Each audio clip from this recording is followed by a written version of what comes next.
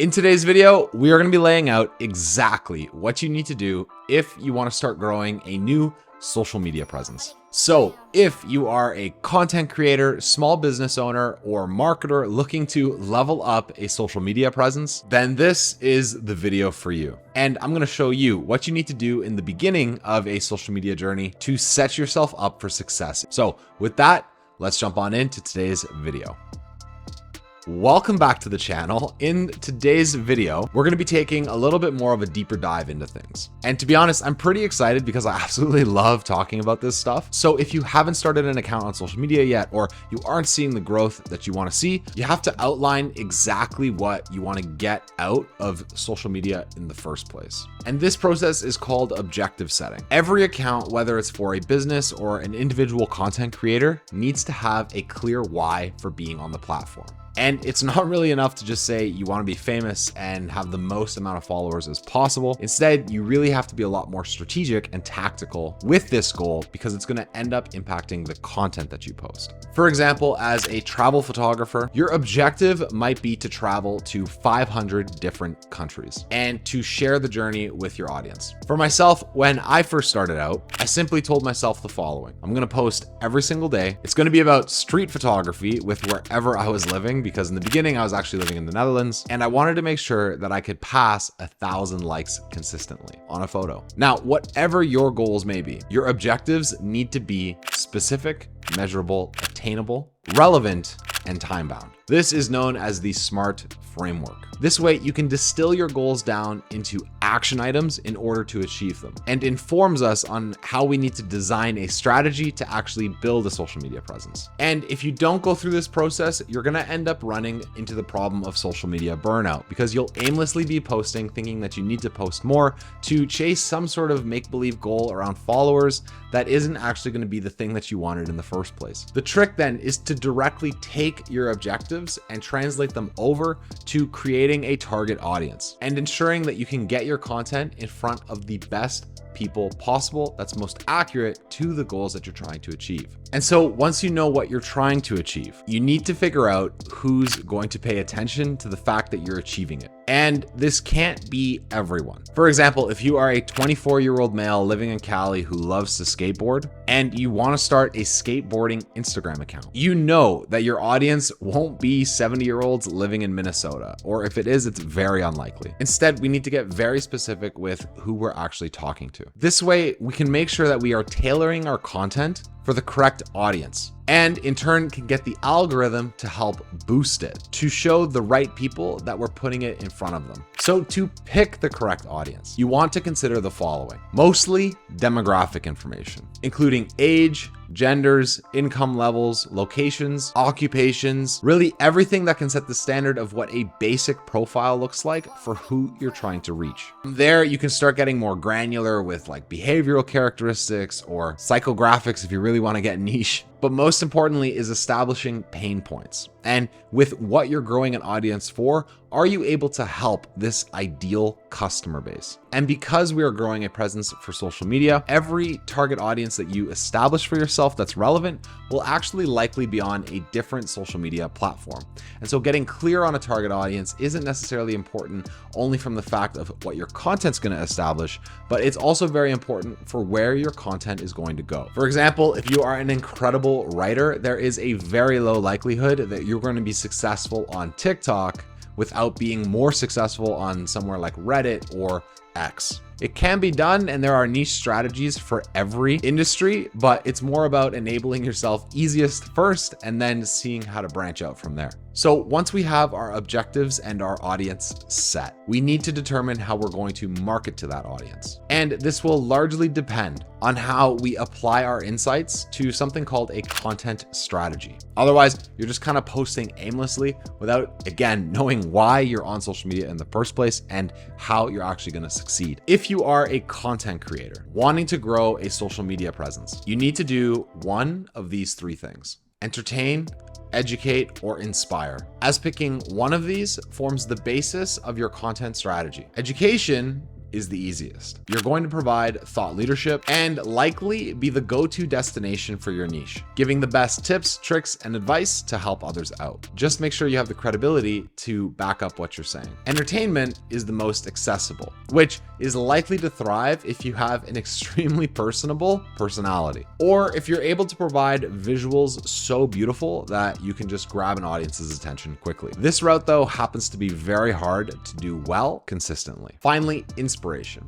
This one really isn't for everyone. Emotional talking head videos, life coaching, or really well done vlogs with a meaningful message will inspire others to take action in their lives. And so once you have the basis of the direction for your content strategy, it's now up to you to figure out how you want to bring it to life. And so to do that, you can go through the following exercise: content development. This involves the actual creation of content. You need to make a plan for what it is you're actually going to make, why you're going to make it, and how. It can be original content like blog posts, YouTube videos, or photos that inevitably achieve the objectives that you laid out in the beginning. The key here is to produce high quality, engaging, and relevant content that appeals to your target audience. For myself, I create a mix of photos and videos throughout the week and plan how I'm actually going to go do it. For example, if I do an hour of street photography, I know I'll get 2 BTS videos and probably 1 solid photo set, which is 3 days worth of content for the week if it all works out. And so I can backwards plan from there to fill up the remainder of my week to get those 7 posts. The second part is for content curation and is about finding and sharing existing content that is most relevant to your audience and adding your own twist to it. This could be utilizing trends or finding ways to share industry news, insights from thought leaders or other user-generated content. Curated content, though, should be a complement to your original content, which is the owned content format that you devise to actually grow an engaged following. In my case, my curated content are repurposed travel videos that I make to go along with current trends that are existing, to share my love for travel with my community. That then sits alongside my original content, which is now becoming more social media and content creation tips and tricks, but also still street photography and pictures that I might be taking when I'm out on my adventures around Toronto. The final piece then of this is content scheduling and distribution. Once your content is created and curated, it then needs to be scheduled and distributed. You need to figure out timing and frequency of your posts in order to ensure you can make enough content to fill your content pipeline, which might be 7 posts a week, for example. Once you have the basis of all of this set, though, you can start building what's called content pillars. This makes up what's known as your content mix. For example, tutorials, cinematic videos, tips and tricks, get ready with me's, these are all your content mix. But your content pillars are the key themes that continue to show up in your content that you will then make types of videos to fit under. For example, you might say a content pillar for your presence as a fitness influencer is in the gym tutorial videos. And then a piece of content that lives under that would be step-by-step carousel swipe throughs. This will help maintain consistency and focus in your content creation and curation efforts. For example, in my content of street photography, I'm not all of a sudden going to start sharing videos of cooking, even though that might be something I'm personally interested in. That's not relevant for my target audience. Everything needs to be cohesive. So, for example, using a photographer as the model that we can emulate, given that that's what I started off as, one pillar might be photo tips and tricks. Another can be your BTS content along the scenes to shooting those photos. And another would be your street photos themselves. This way you can have 3 lanes that you can put content under. And then you'll know exactly what your content overall will be comprised of. This will help us plan our content because as we've set the overall direction of our content in education, inspiration, and entertainment, we can now design what we want to live within our content pillars. As once you get better at social media, you don't only want to stay posting one piece of inspiration, entertainment, and education. A lot of people in the beginning will be successful by posting only one type of format. For example, on my page, The Wondercast, I shared exclusively social media tips and tricks in the first 5 months of growing that account, taking it from 0 to 60,000 in that time period.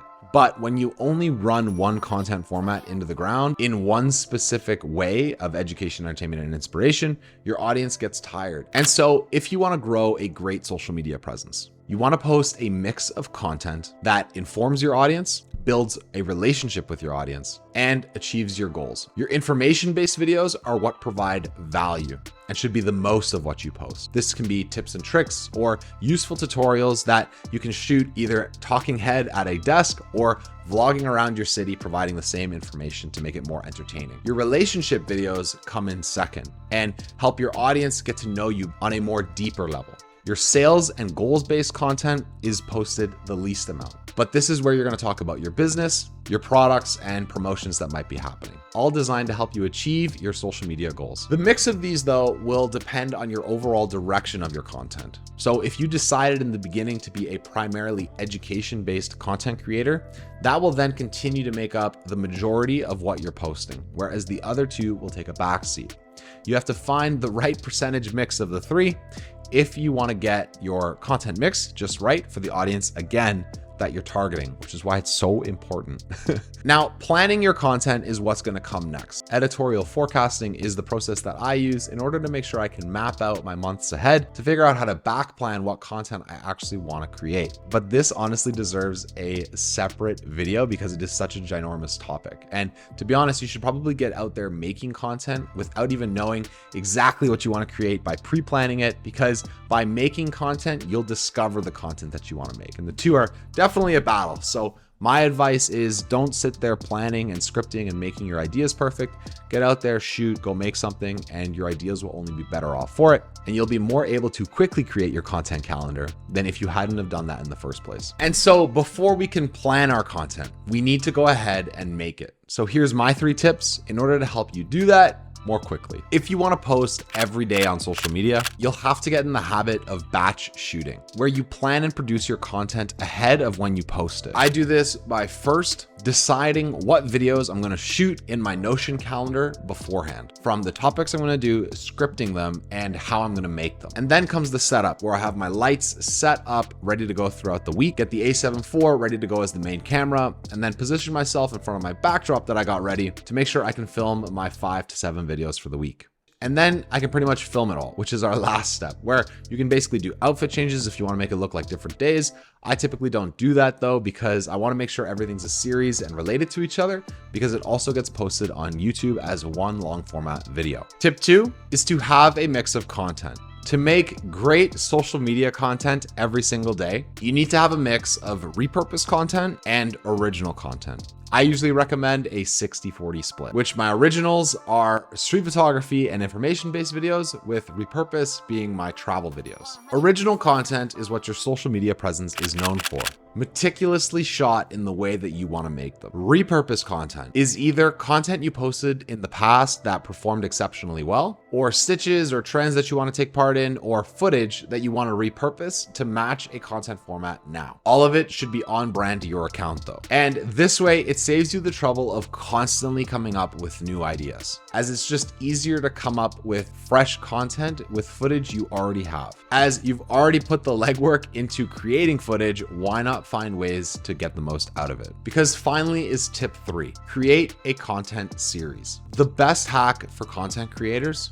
wanting to create engaging content easily is to build a content series. Here's what you need to do. Twice a week, you're going to post your series, where you build on your previous posts or stories that you're sharing, or even sharing tips and tricks that follow a specific order. For example, if you're a fitness influencer, you can make a series dedicated to your weight loss plan updates and how other people can get there. Or if you're a photographer, you can make it a series about all of the new places that you're exploring in order to create your photos. And finally, if you're more of an information-based creator, it might be a string of tips and tricks videos that all fall under one major topic idea, like social media tips and tricks. It's really up to you, but inevitably it will help with making the content ideation stage that much easier. And so with that, it'll pretty much cover where I wanted to take today's video. Consider it a part 1 of growing and learning what to do on social media and those basic stages that you need to go through in order to make sure you have a purposeful and engaging social media presence. If the information in today's video is a little bit dense,